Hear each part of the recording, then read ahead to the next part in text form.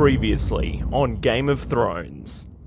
In a kind of Red Wedding 2.0, Arya disguised as Frey enlightens his men that the North never forgets. Bran returns to the North, where Jon is so concentrated on the White Walkers he forgets about Cersei, who meanwhile is also strategizing. Samwell is in the Citadel and asks the actor who plays Professor Slughorn for access to the restricted section to prepare himself for the White Walkers. Ed Sheeran and his team invite Arya for dinner on her way to the North, where the Hound is forewarned of things to come. Samwell learns a few tricks for the White Walkers to pass on to Jon, and Daenerys, Tyrion and her dragons return home and start hatching a plan of her own. Shall we begin? Daenerys earns the loyalty of Varys, telling him to speak for the people she is trying to win over.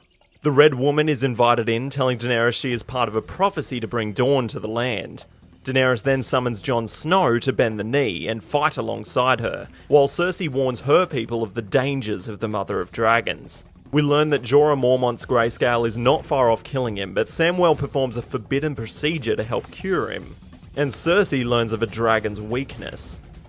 Jon Snow accepts Daenerys' invitation against his men's will, as he wants to make weapons against the White Walkers made of dragon glass, which is found on her land. Ellaria and friends are attacked by Euron's fleet, and they are captured on Cersei's command, leaving Theon reenacting the ending of Titanic. Jon Snow warns Daenerys that Cersei is not the enemy, and they need to work together to fight the White Walkers, and Daenerys refuses to heed his warning. Cersei's prisoners are brought before her, and she poisons Ellaria's daughter like Ellaria poisoned hers. Daenerys comes around and agrees to let Jon Snow mine the dragon glass, and Sansa is reunited with Bran. Jorah's grayscale is healed by Samwell's procedure, so he heads back to the side of the Mother of Dragons, who is plotting revenge on Euron for attacking her fleet. In the meantime, taking over Casterly Rock, whose real armies were elsewhere. Although successful in taking over, they are interrupted by Euron's fleet once again, and Casterly Rock proves to be no advantage.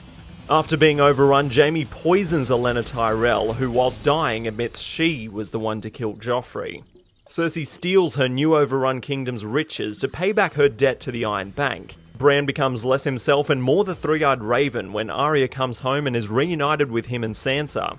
Daenerys said she will lend her armies and dragons in the fight against the Night King if Jon Snow bends the knee. However, for now, she needs to focus on Cersei.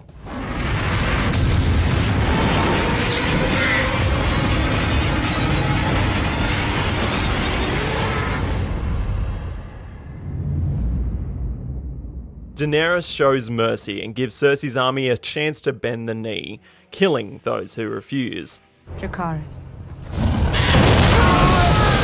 Cersei learns that this may not be a battle they can win. Jon Snow shares a moment with Drogon, and Daenerys is reunited with Mormont.